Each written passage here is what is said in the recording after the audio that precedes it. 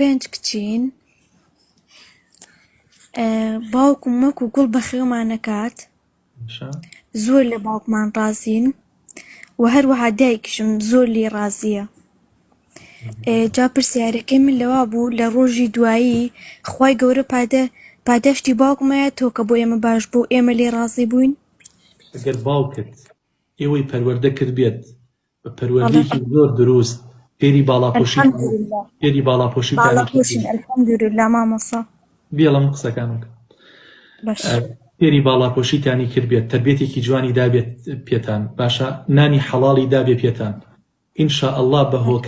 بە هۆکاری باشبوونی لەگەڵ ئێوەیە خوای گەورە ئەیبەخشێ و ئەیان کاتە بەهەشتەوە هەردووکیان چکە پێغەمبەری خوا صلی الله علیه و سلم فەرمیێ من عال جاریەتەینی هەر کەسێ دوو کچ بە خاوەنکە وەکو گەرمیانەکان ئەڵێن بە خاوەنکە باشە بە خێو کات باشە دوو کچ یا سێ کچ لە فەرمودەیەکی ترە هەمانە پرسیاریان لێ کردو ئەفەرمی ئەگەر یەک کچێکشی هەبێت لەسەر پەروەردەیەکی جوانی ئیسلامی پەروەردەی کات فێری ئەدەب و ئەخلاق و عیبادەت و باڵاپۆشی بکات تا ئەوەی کە مێرد ئەکات تا ئەوەی لە خەم دەرێکات ئینشاءالله خوای گەورە ئەم دایک و باوکە ئەبەخشێ و ئەیان کاتە بەهەشتەوە. ئامین ئینشاءالله لەگەڵ دایک و باوکی هەموو مسلمانێکە